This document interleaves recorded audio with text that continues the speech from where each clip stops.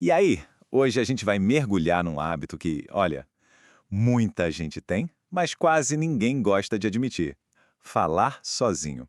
Mas e se eu te contar que isso, na verdade, pode ser um baita sinal de genialidade e não de loucura?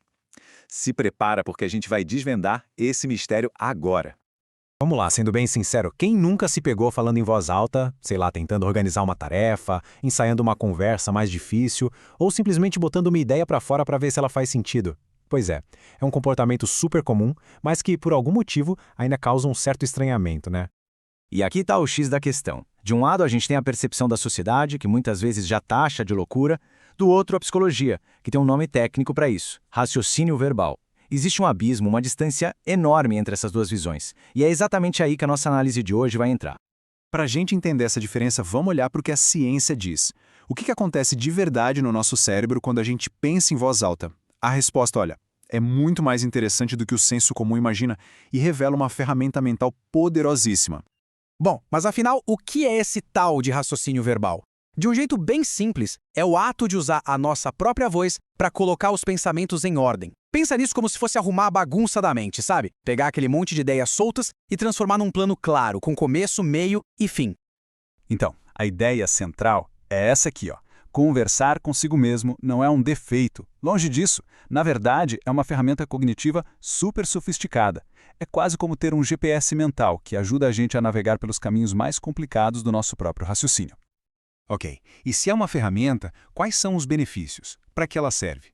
Acredite, as vantagens de pensar em voz alta são super práticas e podem de verdade turbinar nossa mente de um jeito que a maioria das pessoas nem imagina. Os dois principais benefícios são bem diretos e transformadores. Falar sozinho ajuda a organizar as ideias de uma forma muito mais clara e, ao mesmo tempo, aumenta muito a nossa capacidade de foco. É praticamente um superpoder para a concentração e para a produtividade. E o mecanismo por trás disso tudo é fascinante. Quando a gente verbaliza, o cérebro é meio que forçado a pegar aquele emaranhado de pensamentos e transformar numa linha reta, num plano concreto. A fala simplesmente coloca a ordem no caos mental. Transforma o que é abstrato em algo palpável, real.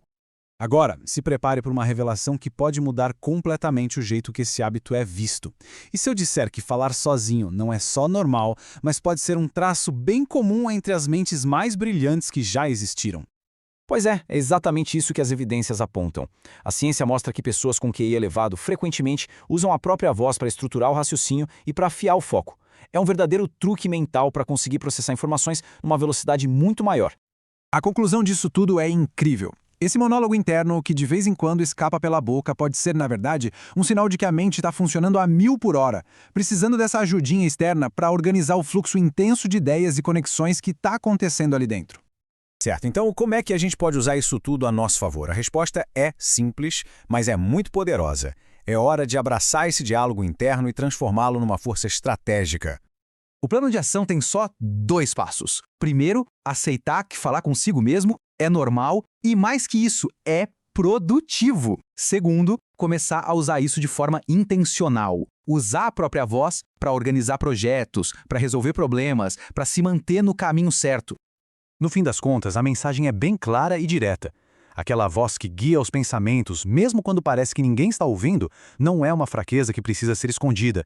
É um superpoder cognitivo secreto, pronto para ser usado. E para fechar, fica uma provocação. Sabendo de tudo isso, qual ideia genial vai ganhar voz hoje para se transformar em realidade? Vale lembrar, a conversa mais importante que existe é e sempre vai ser aquela que acontece com quem a gente vê no espelho.